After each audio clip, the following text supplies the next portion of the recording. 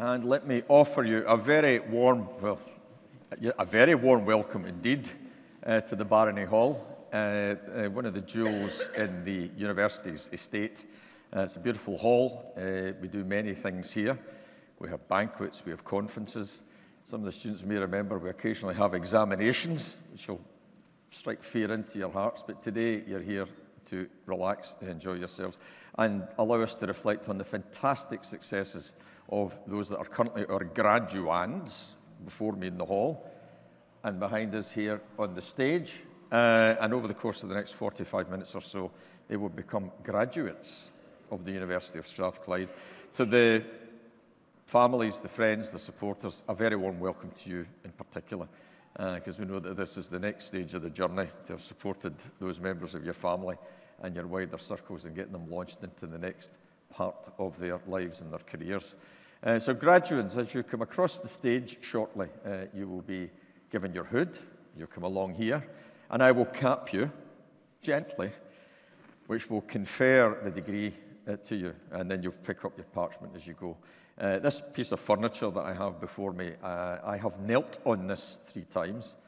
We're a little bit less egalitarian. I knelt on this for my bachelor's, master's and PhD. That's when you knelt before the Vice-Chancellor or the Chancellor, but we won't ask you to do that today. I'll stand on my tiptoes and look you straight in the eye as I cap you and congratulate you for your fantastic achievements. So we've talked about graduations. Each year Strathclyde graduates about 4,500 people. An army of Strathclyders launched into the world, making a difference in whatever career path that they've chosen, whether it's in private or public sector, third sector, in government, or indeed cutting their own furrow as business people. And we're very proud of that. But today you are the special cohort that we're celebrating. And to mums, dads, supporters, grannies, uncles, you're here to enjoy yourself.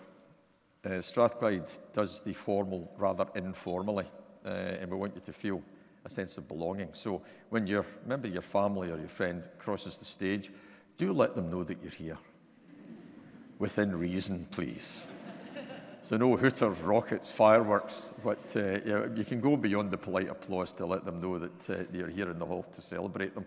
So every day like this is a great celebration, but occasionally we have a ceremony where there's an additional feature, and one of those days is this afternoon, where we honour a highly accomplished individual, someone that we are proud to embrace as someone that will join formally the Strathclyde family. And today is one of those days where Fiona Drouet, who is with me on the stage, someone for whom we have enormous pride and great admiration for what she does to make a massive impact to student well-being and the strategy for universities becoming ever more progressive.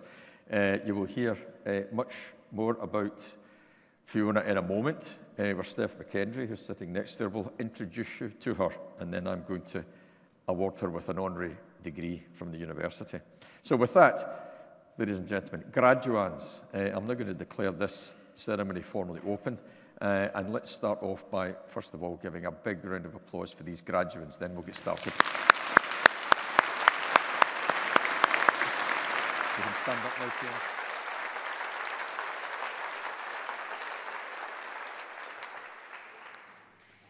Principal and Vice-Chancellor, I'm delighted and honoured to present you today Fiona Drouet, MBE. In 2016, Fiona suffered a tragedy no mother should have to face. Through incredible strength and courage, Fiona has taken those terrible circumstances and determined to make a positive difference across society, and in particular for students. She's harnessed her own experience to inspire action. Fiona founded and is the current CEO of the Emily Test, a charity to tackle gender-based violence in education. Emily Test has successfully campaigned to raise awareness of GBV and stimulate change in policy, professional practice, intervention and support in Scottish education. Working closely with the Scottish Government, universities, colleges, Police Scotland, trade unions and charities, Fiona has guided the sector towards safer campuses for all students to live, work and study. Globally, almost 1 in 3 women have been subjected to physical and/or sexual violence. 1 woman is killed every 4 days by her male partner or former partner in Britain, and 62% of students and graduates have been subjected to sexual violence at UK universities. As the Emily test notes, gender-based violence doesn't discriminate. It could happen to anybody at any age, and we must raise awareness of this and make sure that students and staff know what to do and where to turn to get help. In 2018, Fiona worked with Universities Scotland to develop and distribute 100,000 cards to staff in colleges and universities across Scotland. These offered the basic information needed to quickly refer someone experiencing any form of GBV to specialist services. The scheme was supported by the Deputy First Minister and NUS Scotland. It has since evolved to include stickers placed around campuses to provide students with sources of support if experiencing GBV or suicidal thoughts. At Strathclyde, these stickers promoting internal and external support services are on the inside door of every toilet cubicle, over 1,000, and the inside of every wardrobe door in bedrooms within the student village. You've very likely seen them as you've moved about campus. Fiona, through the Emily test, has created the world's first GBV charter for colleges and universities.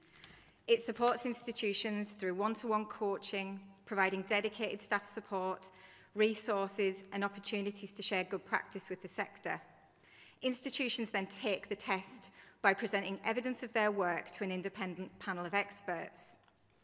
The Charter was created between March 2020 and March 2021 after extensive research and co-creation with hundreds of students, graduates, FE and HE staff, violence against women and girls professionals, and working with marginalised groups such as ethnic minority women, disabled students and LGBTQIA youth.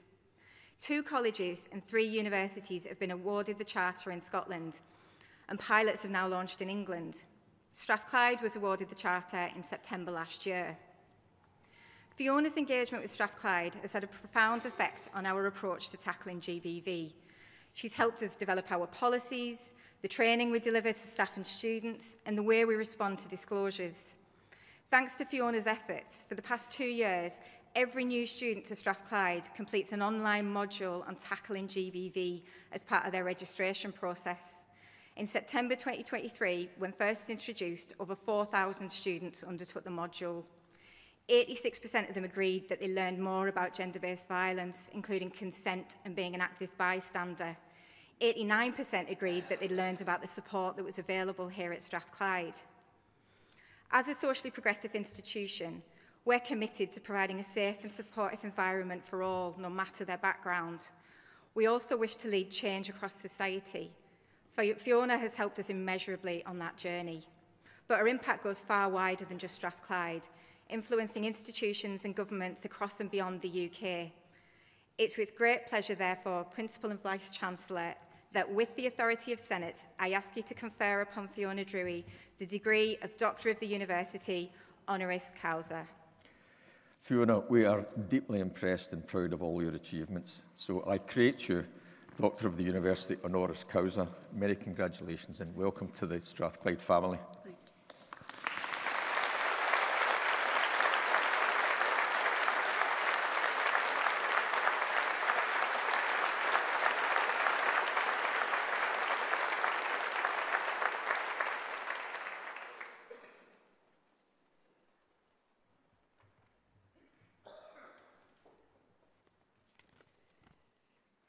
Thank you so much, everyone.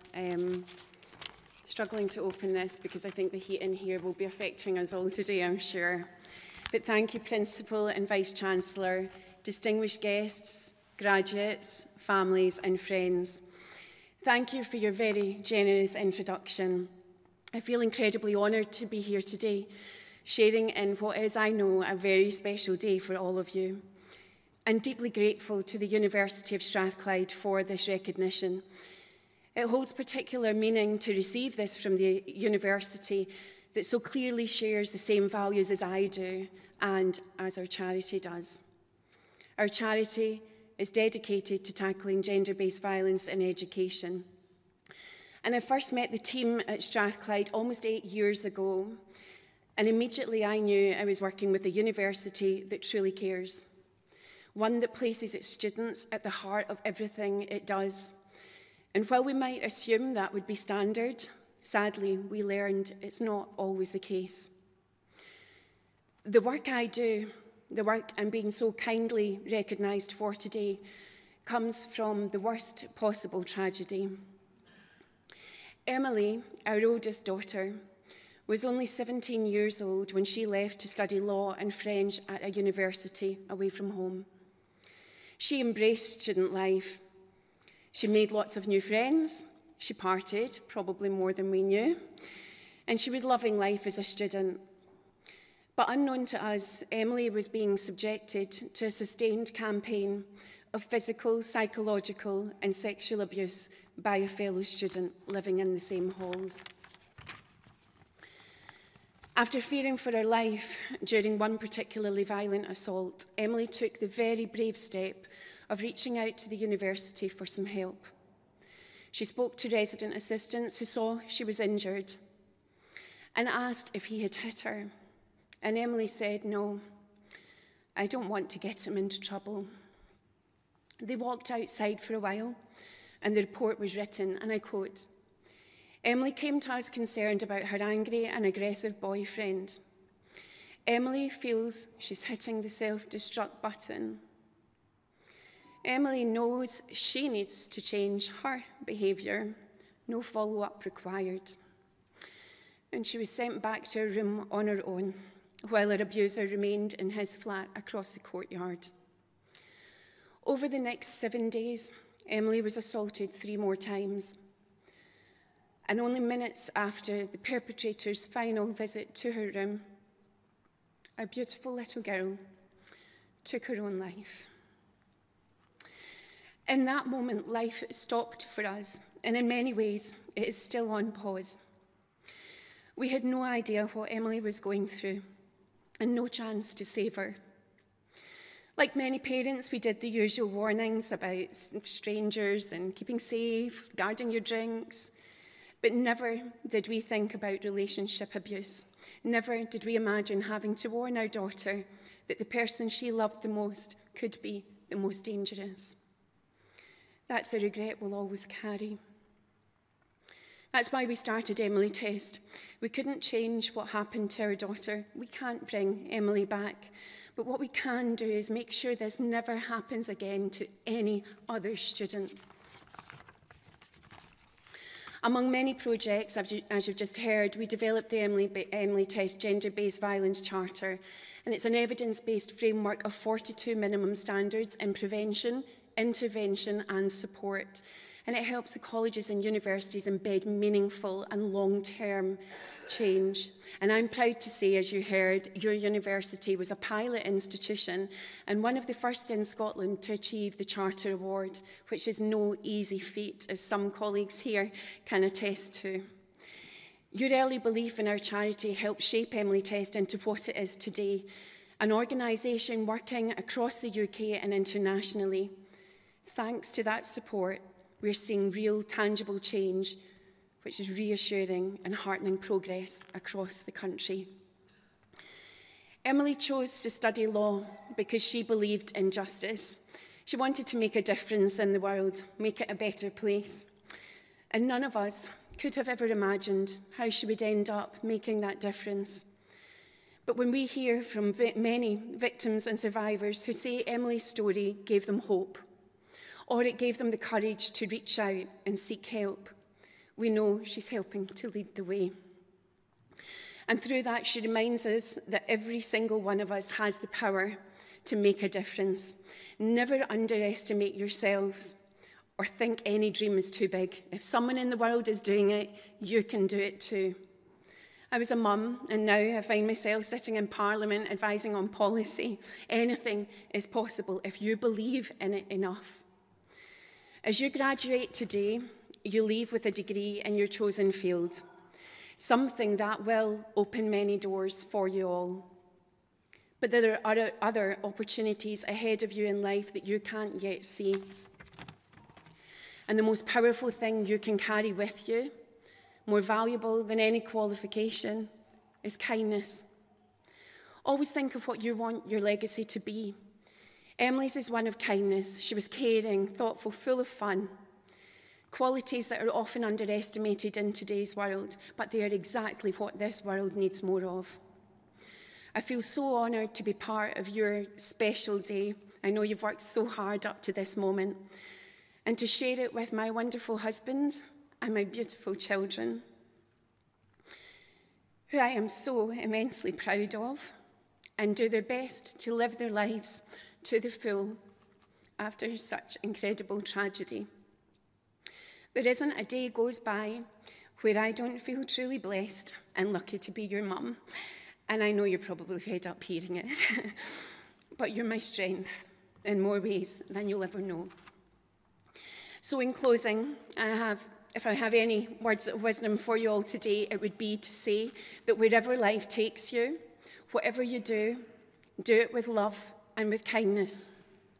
We never know what someone else is going through, and a single kind word, a smile, simply being seen can make the difference between someone choosing to stay in this world or not. Sadly, Emily never got the chance to graduate, which makes this and many other moments a little bittersweet. But I am so very proud of all that's been achieved in our darling girl's name, and I dedicate this honour today to our beautiful girl. So congratulations again to you all. And from the bottom of my heart, I wish you all the success, love, and kindness the world has to offer you. Thank you.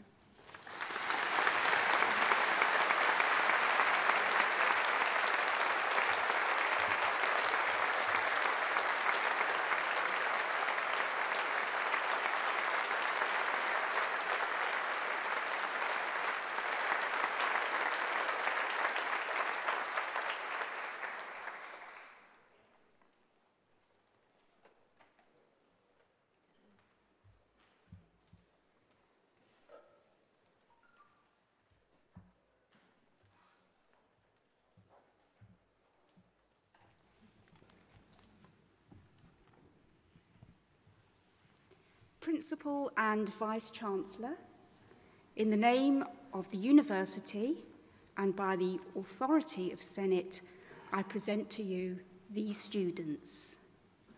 For the degree of Doctor of Philosophy, for Research in Education, Mohammed Bogdadi.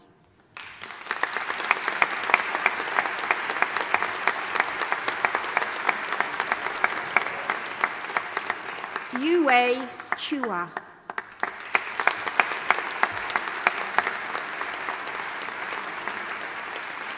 Sidoni Ekoshar.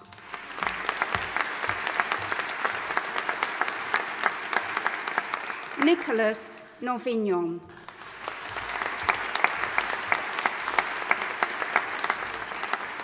For the degree of Doctor of Education, Paul David McCrory.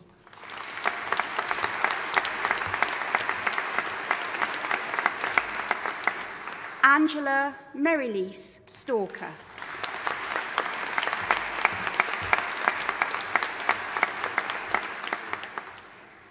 For the degree of Master of Science in Genealogical, Paleographic and Heraldic Studies, Ita Lawton.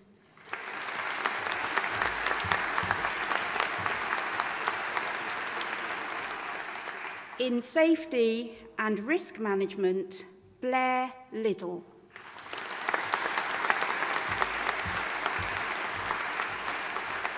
Babar Salim.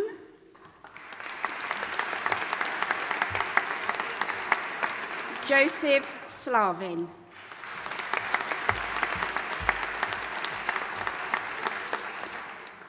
In Applied Educational and Social Research, Paulina Melichova.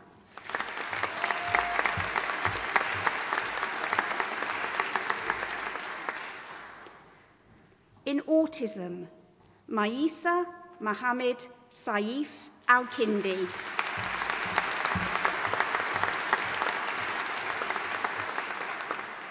Sneha Palukara Rafi.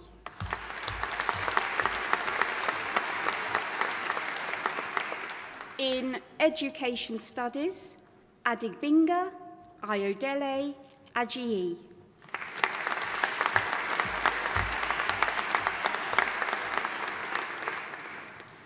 Susan Opeyemi Akindele.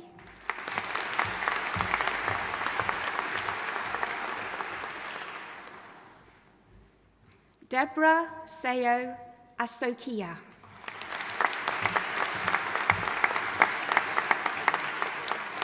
Rajesh Kumar Jindal.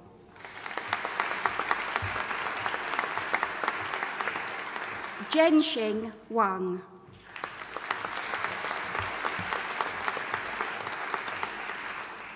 In TESOL and intercultural communication, Ahmed Hadid Aruwaithi.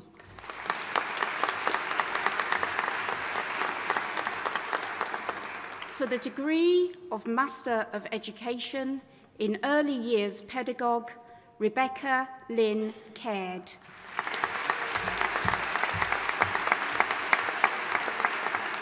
In Education Studies, Stephanie Sheck.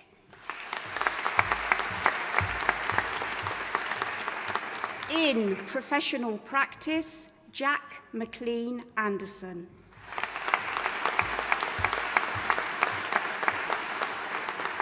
Peter Allen Corbett.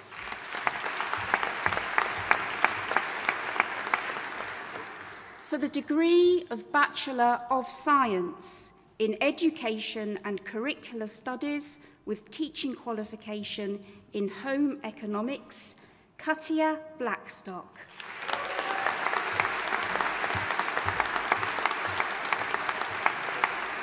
Cindy Bowie.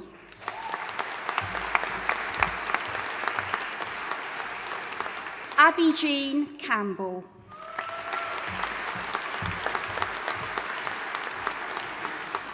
Gemma Collins.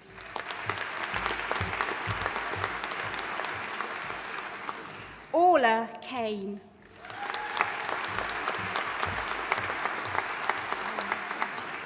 Gareth Keating.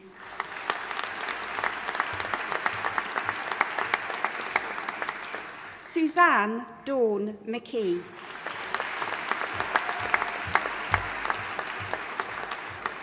Cheryl McConville.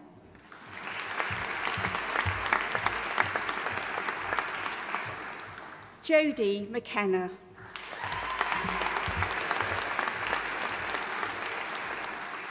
Laura Rose Rooney.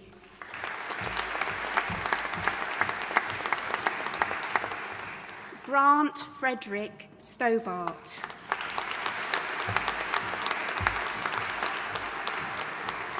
Carla Lois Thompson.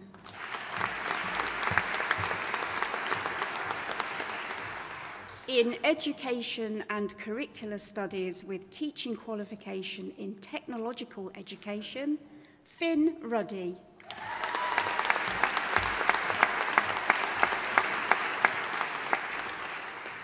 For the Bachelor of Arts in Education and English, Michael Wassell.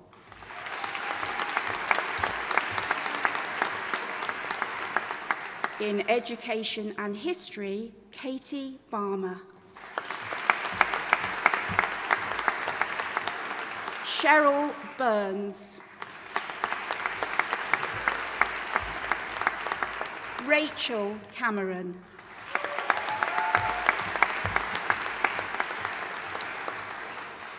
In Education and Human Resource Management, Carolina Olortegui Sanchez de Sipos.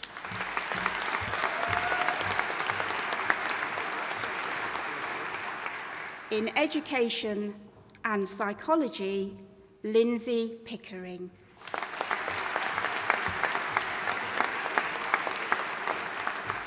In Education and Psychology with International Study, Olivia Keatley.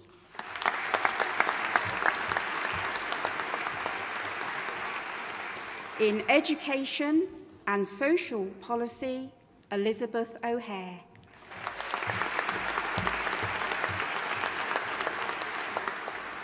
In Education and Spanish with International Study, Gemma Jenkins.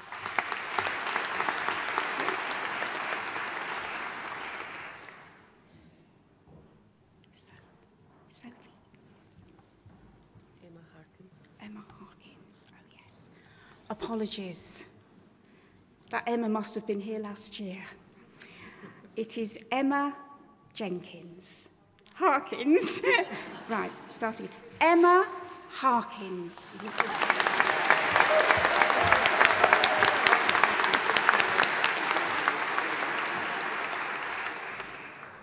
Sophie Elizabeth Marshall.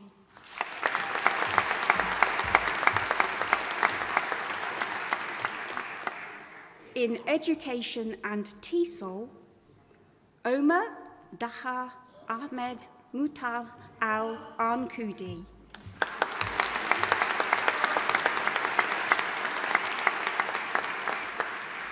Ahmad Nasser Ibrahim Al-Balhani.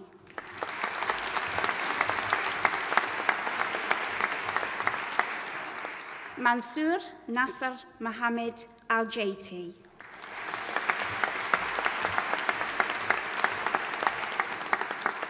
Salam Khalifa Al-Salam Shusani.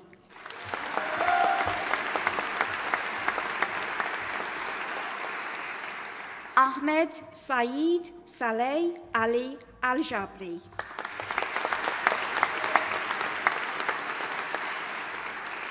Muaf Saif Ali Al-Jabri. Juma Abdallah Juma Al-Orhemi.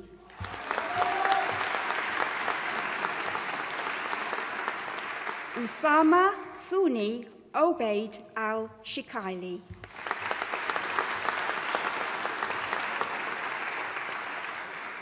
In Humanities and Social Sciences, David Michael Harding.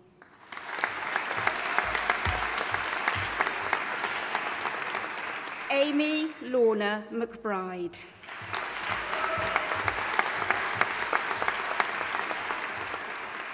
Claire Helen Violet Murphy.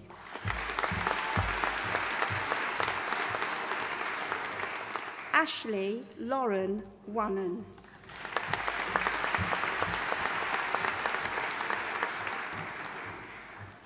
In primary education, Ellie Ann Aird.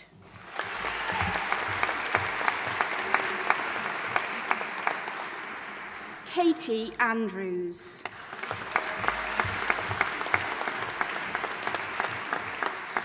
Paige Arnott. Emma Bailey. Ella Kathleen Barr.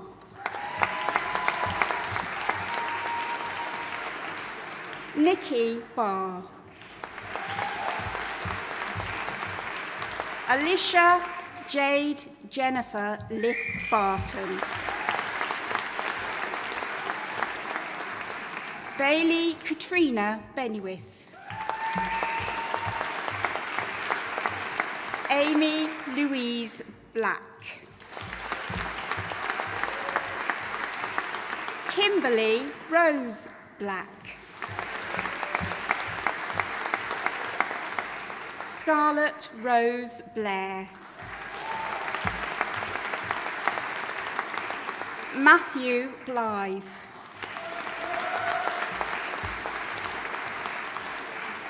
Jennifer Alice Boyd. Amy Elizabeth Ann Boyle.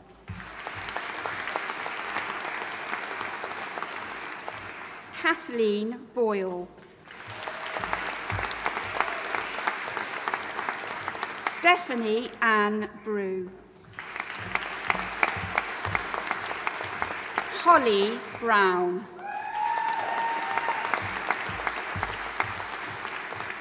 Ewan Buchanan.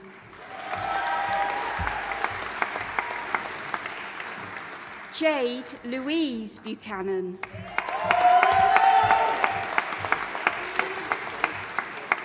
Molly Callahan. Pamela Rose Carr.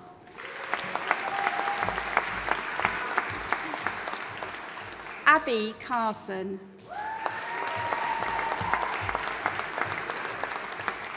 Alyssa Church. Ross Clark.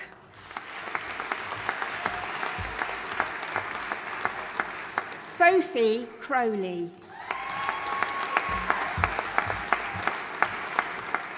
Eve Frances Cunningham.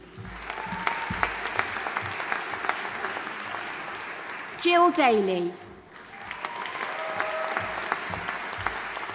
Kirsten Davidson. Lucy Louise Dempster.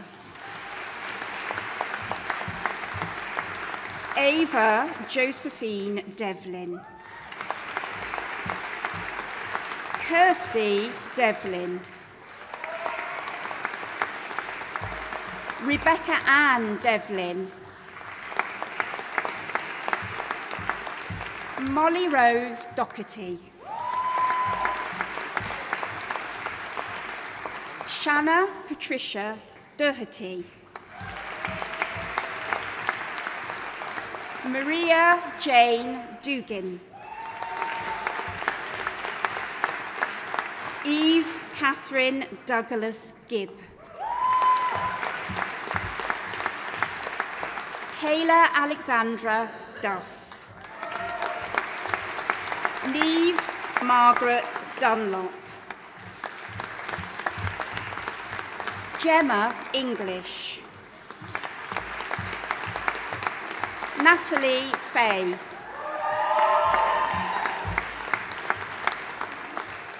Karen Fitzgerald. Emma Lily Fleming. Tara Fleming. Leah Ann Flett. Lara Given. Ellie Hardy Glass. Lucy Ann Isabel Hamilton.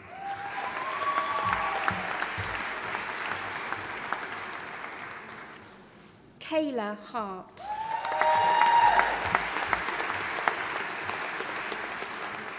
April Hogan. Elsie Mae Holstead. Caitlin Hutton. Liam Daniel Nicol Irwin. Kira Mary Jarvie. Elise Kelly. Megan Louise King. Rebecca Jane Lee. Sophie Lewis. Cara Margaret Lindsay.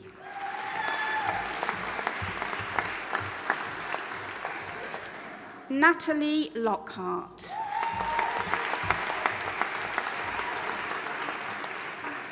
Beth Mackay. Rebecca Jane Mackay. Alina Catriona Mackenzie. Brittany Hope McVicker. Rebecca Madden. Jennifer Maines.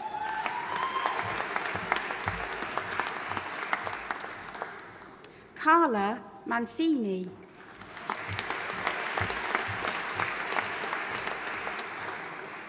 Amy McAlinden. Lara McCann. Emma McLafferty. Mari McClaw. Rebecca McClymont. Naomi Rebecca McRae. Cara McCrory. Beth McCulloch. Rebecca McFadgen. Eve McGarvey. Katie Ann McGurk. Sophie Elizabeth Jane McGrowther. Amanda Mackay.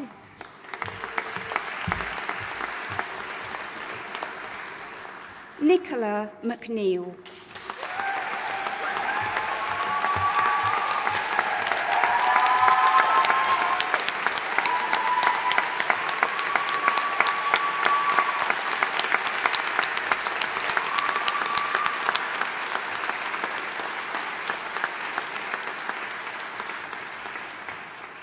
Kirsten McPherson.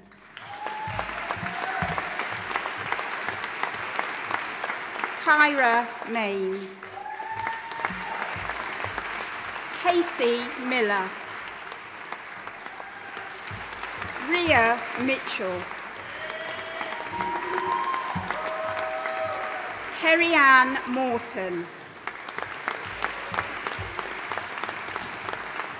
Christy Muir.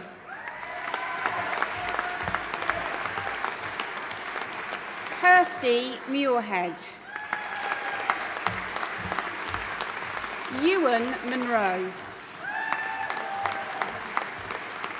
Mariam Nadine. Olivia Nelson. Erin Louise O'Neill.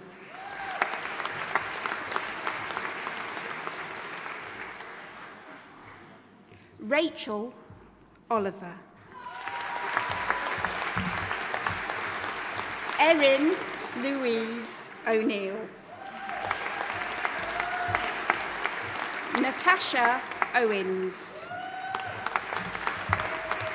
Charlotte May Parmenter.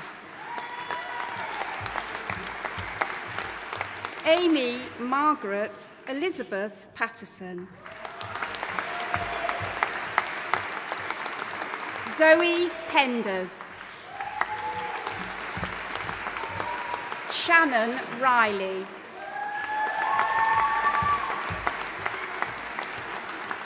Ashley Reuven. Rasheen Ryan.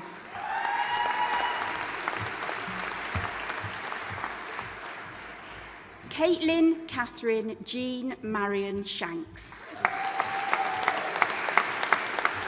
Lucy Skirker.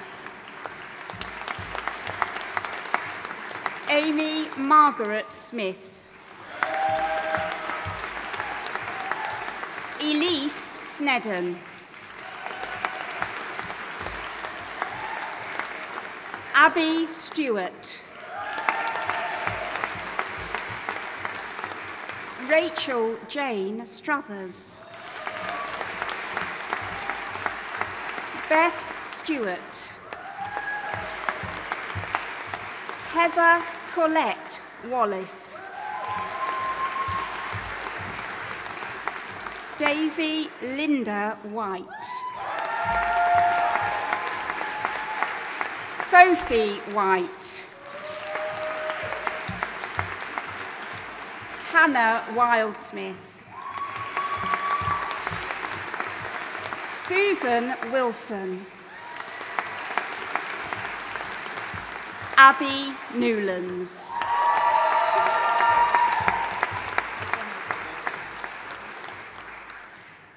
And for the degree of Master of Science in Education Studies, Sunaina Amjad.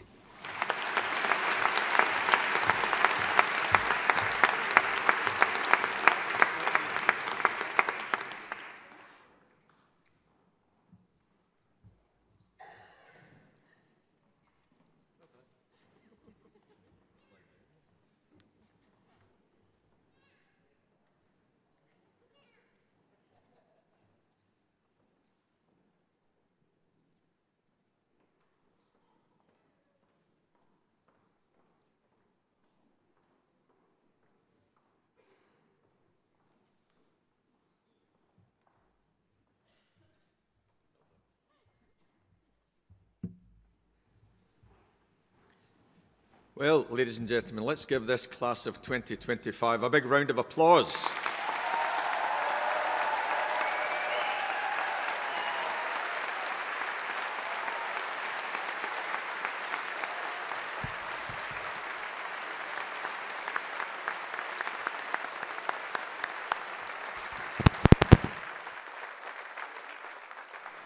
Well, once again, ladies and gentlemen, and now to our wonderful Strathclyde graduates, let me reiterate our warm welcome to this wonderful ceremony. A day that none of you will forget, because you've now successfully concluded your studies, you've been recognised for your hard work, and you've graduated in front of your families, friends, supporters and classmates. As you've seen, we welcome visitors from across Scotland, from across the UK, and of course, from an excellent international community too. We're delighted to see each and every one of you here to join in our celebrations. And as you complete your time here at Strathclyde, and you won't be lost to us, of course, please remember that you're graduating from an institution where freedom of thought is valued and encouraged. We're a place that seeks to be both tolerant and inclusive, and where people of diverse national, cultural and social backgrounds come together here to enjoy excellent education and a shared student experience. Because here at Strathclyde, we all benefit from having staff and students from over 130 different countries, because ours is a socially progressive community, one that seeks to be an exemplar for modern society, because we're proud to be plural, to be multicultural, and, wherever possible, enlightened too. It's our responsibility, and Strathclyde graduates, I would suggest it's even more your responsibility now to continue to challenge unacceptable practices, wherever you might find it, and particularly by those in power, by using reason and by exemplifying the very best features of a diverse and inclusive society. We can't ignore the fact that we are witnessing the horror of war and conflict right across the globe. That means all of you should see yourself now as graduates to be aiming to be part of a new enlightened leadership, a new generation, if you like. The illegal war that Russia is still waging in Ukraine, the humanitarian disaster that we're seeing still going from day to day in Gaza, the danger of escalating hostilities between Iran and Israel, now with America involved, means that, of course, we are facing more risk and uncertainty. But, as you heard earlier on from Fiona, never underestimate your influence and your power, the opportunity that you have for personal impact, and the democratic influence that you should apply so that you can bring to bear appropriate pressure on our policymakers. Nonetheless, and most importantly for today, we're here to acknowledge your hard work, the learning that you've built up, and now the successful completion of your degree programmes, because your degrees are now your Strathclyde passports to making a full contribution to your career and to society at large, in spite of the flux and uncertainty that we're facing. You'll recall Glasgow had the pride and honour of hosting COP26 a few short years ago, the summit of world leaders where the world came to Glasgow and Glasgow presented itself to the world. And these leaders, of course, were looking to agree measures to minimise global warming and climate change. During the conference, I had the privilege of meeting with leaders such as Michael Bloomberg and John Kerry, who was Biden's special ambassador for climate. And we also, very especially for us, had the great honour of hosting former US President Barack Obama on our campus, who came for the afternoon. And he came, of course, I had the pleasure of speaking to him, but he came to speak to young people like you, activists, people with ambition, a social conscience, and the energy to make a difference. And we had a round table with these young people, and he wanted to understand their views and encourage them into that critical role that your generation will play in tackling climate change. Although I'm an energy engineer, it's some of the problems that my generation have given you to deal with. But nonetheless, we have to press on. And of course, given the security required around someone of his importance and background, he came here under a rather secret cloak. But through the powers of social media, his attendance here didn't last too long. And he was here for a few hours, but as he left, a few hundred people had gathered at our Learning and Teaching building to say goodbye to him. And he was gracious throughout, but as he entered his car, he turned on his heels and spoke very briefly to the crowd that were there. And he said two very important words to them. He said, get active. And I encourage all of you now, Strathclyders, to get active. Active in your careers and whatever you choose to do. Seek to make a difference in your personal lives and your careers. Be bold, take a risk, have the courage to press forward and go ahead and apply yourselves. You're smart, you're accomplished, you've got your degrees, you've got great ambitions, you've got family, friends and other supporters around you. But remember, Thomas Edison, a fellow electrical engineer, was quoted as saying that genius is 1% inspiration, 99% perspiration. That's certainly true for an engineer like me, but I'm sure those in the Faculty of Humanities and Social Sciences have a much better ratio than that. Remember, hard work really makes a difference. I was brought up here in Glasgow. You can probably just detect from my accent. But it was just across the other side of the Clyde in a sunny hamlet called Govan, with that town having the motto, Nihil sine labore, which means nothing without hard work. And I try to embrace that ethos every day, as do my colleagues.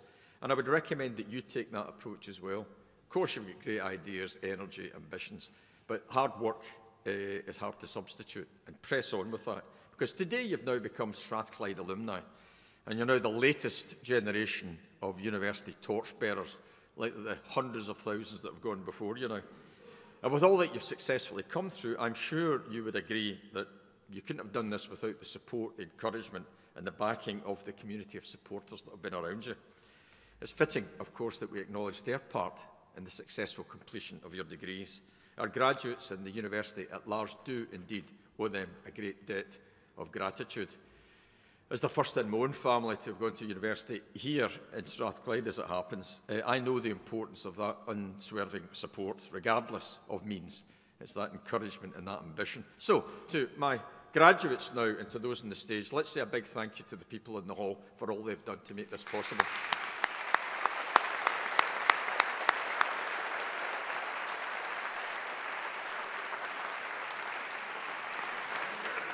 And for our excellent staff too, this day is really meaningful because ultimately your success is what they strive for. We've worked very hard to give you an excellent education and a first-class university experience regardless of background. So, graduates and people in the hall, please join me in saying thanks to these wonderful academics.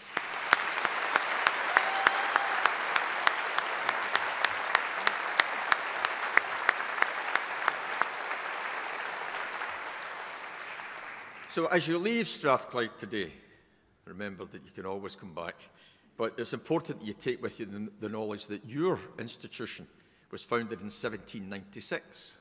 We're 229 years old now, although I still like to lead this organisation like a 200-year-old startup, retaining that same sense of purpose, ambition, entrepreneurial spirit as in the time of our establishment. And throughout the history of the University of Strathclyde, we've remained faithful to our founding principles, and we were established, and I quote in the language of the day, for the benefit of all mankind. And we were the only higher education institution to be established in Scotland back then. We are indeed the 8th oldest higher education institution in the UK, and never forget that. That's a real distinction for us, and we continue to drive forward our university strategy in that same exciting spirit, sense of purpose and distinctiveness, making it wholly relevant for the 21st century. Our founder was Professor John Anderson, a physicist, or as we've been called then, a natural philosopher, and a pretty good engineer as well, I have to say. He had strong links with Benjamin Franklin, that well-known polymath and American inventor. And Franklin was one of the founders of the University of Pennsylvania in 1751, and their motto was useful knowledge. And this attracted and intrigued John Anderson. In fact, when Franklin came to Scotland, Anderson and he corresponded often, but John Anderson, our founder, took him around the country in a horse and carriage, take him to St Andrews, take him to Aberdeen, and they talked a lot about what the Enlightenment actually meant for universities that were connected to society, just like this place proudly is, connected deeply and proudly to the city of Glasgow. But what did it mean? And of course, this inspired John Anderson to have this idea of an institution that was intended for useful learning, something that you've had, something that you should propagate, of course, in your new careers. And never has that philosophy been so relevant since our establishment over 200 years ago? So, for example, across our campus and in the buildings that you've passed today on the way here to the Barony Hall, our academics and our researchers and students are developing drugs to diagnose and fight diseases. For example, we have several drugs on clinical trial in the areas of cancer diagnostics and treatment, kidney disease, infection management, and inflammatory diseases. We produce the highest number of teachers in Scotland, and proudly so. You take forward that Strathclyde ethos and touch the lives of tens of thousands of young people across Scotland. Strathclyders are producing energy technologies and policy solutions to tackle climate change and create a low-carbon economy, so necessary to get to net zero. We're revolutionising global manufacturing, something that Scotland gave up on 40 or 50 years ago, but Strathclyde has rekindled that focus around making things, not just talking about it, and not just the service industry, no matter how important that is, through the Industry 4.0 or the Fourth Industrial Revolution, through AI, robotics and automation. Strathclyde is at the sharp end of that. We're proud of our students, many of them in the hall with us today, who take their work to low-income countries, establishing clean water and power supplies, deploying healthcare systems, bringing education and new pedagogical techniques to low-income countries, and creating new telecommunications infrastructure, and much more. They're transferring knowledge and bringing prosthetic and biomedical engineering know-how to places where it's required, not least in Southeast Asia. But we also work tirelessly, not to challenge, we have to do it occasionally, government north and south of the border and beyond, to inform public policy, whether it's in education, health, energy, innovation, and so much more. Down at George Street, we have our Technology and Innovation Centre.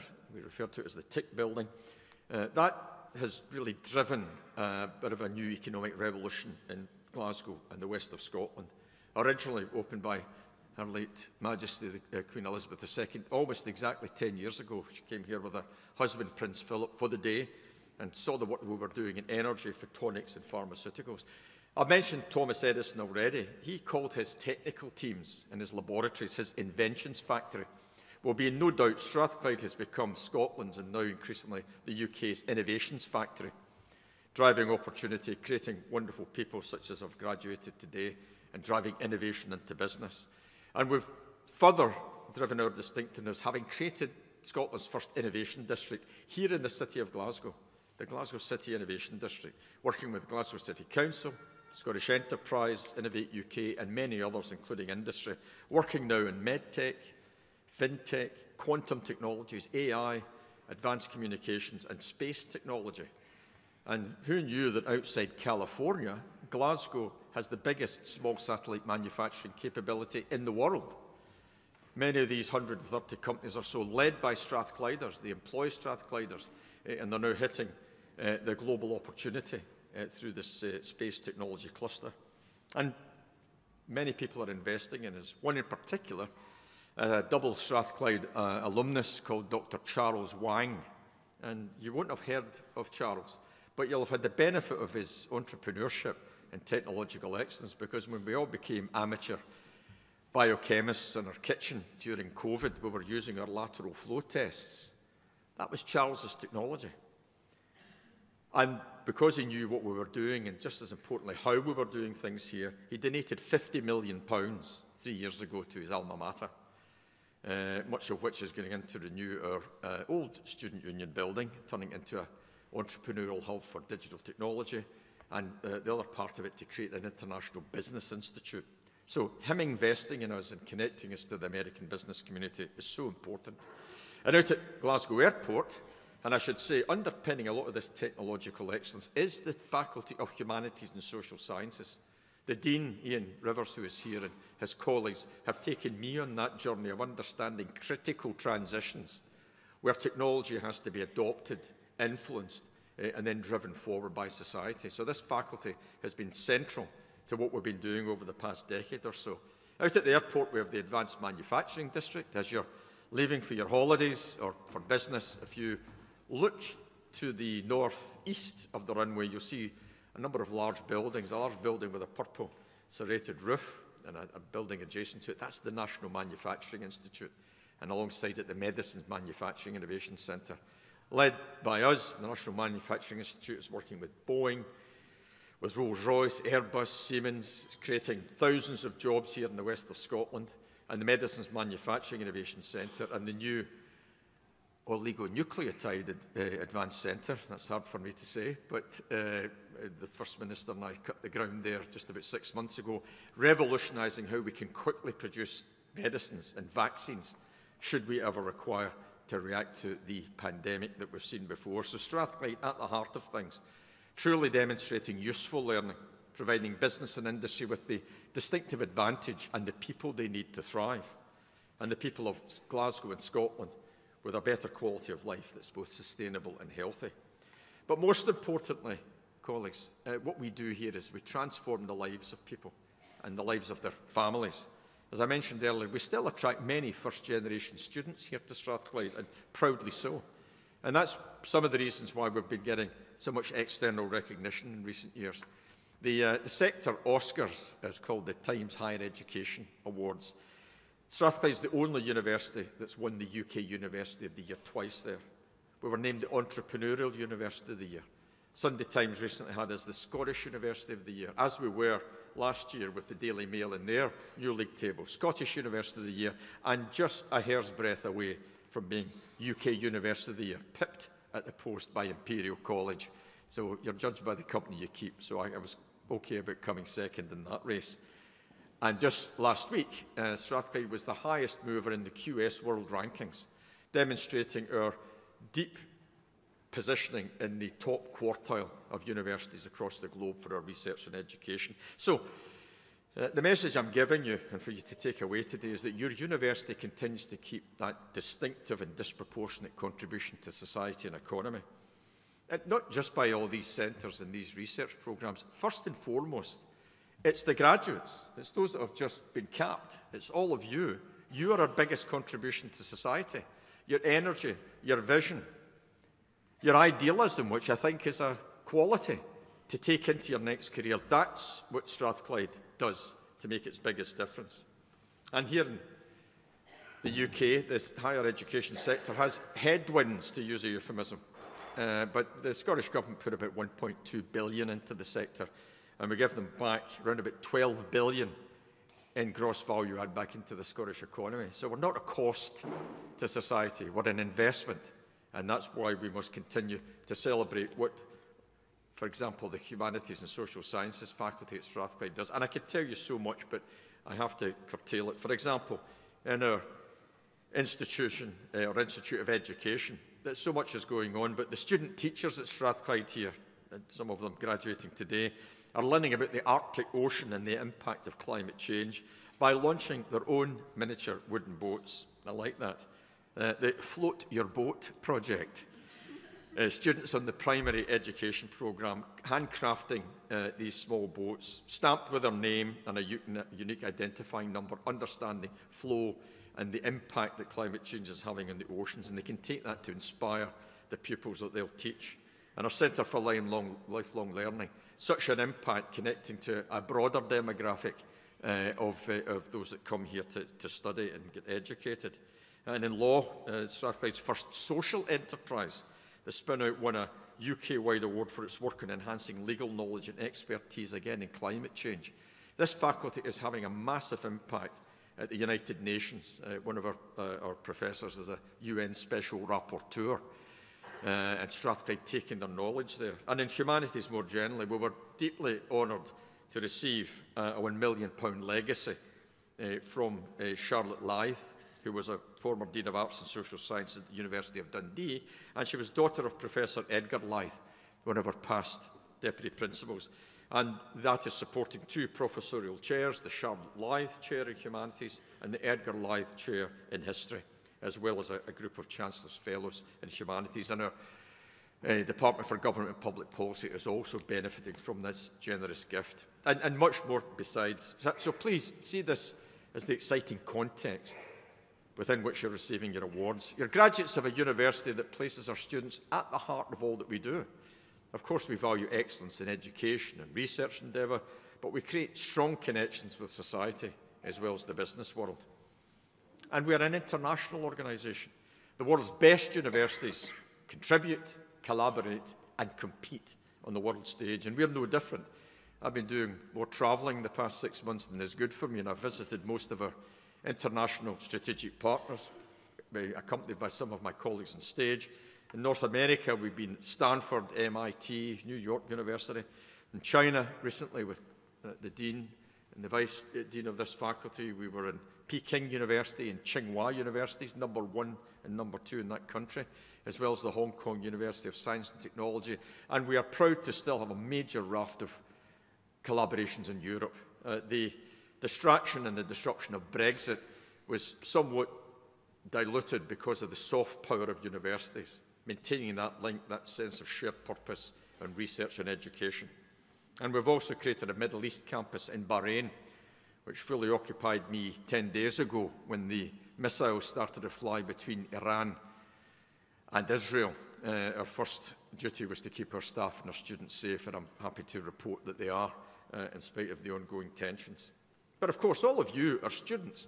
You've directly benefited, either consciously or unconsciously, from being part of an international university, helping you to emerge with the skills that you've needed for yourselves, for Scotland, and wherever you choose to pursue your career. And you've also been exposed to the richness and the value of different cultures and traditions. Never forget that. Because today, please leave with your knowledge and your commitment to being global citizens, not the little Britain rhetoric that we hear so much in recent months and years. And I've mentioned socially progressive a couple of times. I'll give you a brief example as we conclude. We remain the leading Scottish research-intensive university to open our doors wide from particularly young people from disadvantaged backgrounds. There's a pejorative term called the Scottish Index of Multiple Deprivation, and we take 1,300 youngsters from the 2 most challenged quintiles, the communities that I belong to, and proudly so, getting them in here, preparing them, educating them, then launching them into their careers. And in spite of that, we make a nonsense of the claim that if we do that, we must be diluting our academic quality. Not a bit of it. We still have the fifth joint highest average entrance qualifications in the UK, not in Scotland, in the UK, which means if you make it a strategic priority, you get things done. And of course, we've graduated all you wonderful people today, but about 5 weeks ago, I had my first graduation ceremony of the season, the Young Strathclyde graduation, where we have young people, maybe about 7 to 12, coming across the stage. Over 2 days, we had 500 of them. Let me tell you, if we could have packed the energy that they produce, we'd have a new form of renewable energy. Wearing their gowns, wearing their caps, with their mums, their dads, their aunties, uncles and grannies and their teachers, coming in here to tell them, this place belongs to you. Most of the families had never crossed the threshold of a university, yet they come here, we celebrate them, we're joyful with them. The kids come usually skipping or running across the stage. I occasionally miss them with my cap. Graduating from the Younger Strathclyde programme. And as I often say, I particularly like that graduation ceremony because I get to look tall for a change. Although there's some tall 12-year-olds, let me tell you. But we come here and inspire them. And let me just describe your university as we conclude. Strathclyde 2025, we are distinctive. We have ambition, focus and momentum, and we still have to maintain that agility, commitment and drive to absorb the challenges that we face as a sector and the political and economic disruption that's all around us. It's a great privilege for me to lead this great organisation with the support I get from my superb executive team, from my academic colleagues, support staff and professional staff. And I think with some confidence, if John Anderson, our founder, was on the stage with us today, he'd recognise what he hoped for, i.e. a place of useful learning, is precisely what we've created in this institution. And as all of you now leave the Barony Hall, I am certain that today's graduates will have an enormous impact in society, the lives that you will touch in your professional capacity. I believe truly that 2025 can be a vintage year. You've shown commitment, great application, and now you've been successful. And hopefully, and I'm sure you've had some fun along the way. And with that in mind, remember, whilst we're 200 years old, we got a Royal Charter in 1964, when we changed from being the Royal College of Science and Technology to the University of Strathclyde. And since then, we've graduated almost 250,000 Strathclyders out there in the world. And that's the great army of talent that you're joining now. So, As you go forward, whatever you do with your degree and wherever you decide to pursue your career, truly useful learning means that you should apply your knowledge for the benefit of others. Please try to make a positive impact for yourselves and the communities that you belong to. Don't leave them behind. Respect diversity, value freedom of expression and thought, and reach conclusions and resolve disputes through reason and tolerance. These characterise the core values of your university. So, we're here to mark your fantastic achievements. All of you that have had your degrees today, on behalf of the University of Strathclyde, I would like to extend my sincere congratulations to each and every one of you and wish you every success in your future careers. Please stay in touch with us. We're keen to know what you are doing. Well done, and please enjoy the rest of this very special day. Thank you.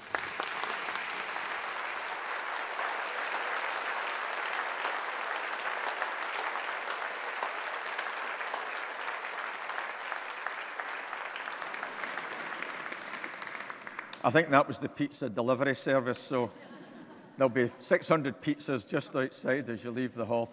I have been given the age-old signal of the thumbs up from the back of the hall, which means it's sunny.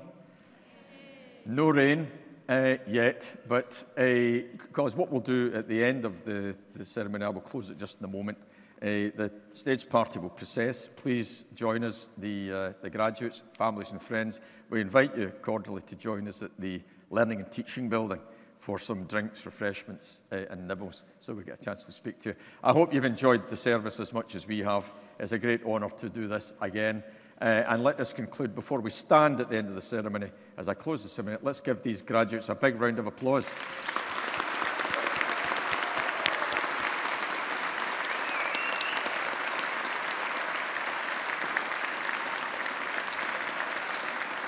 So please be upstanding. Thank you.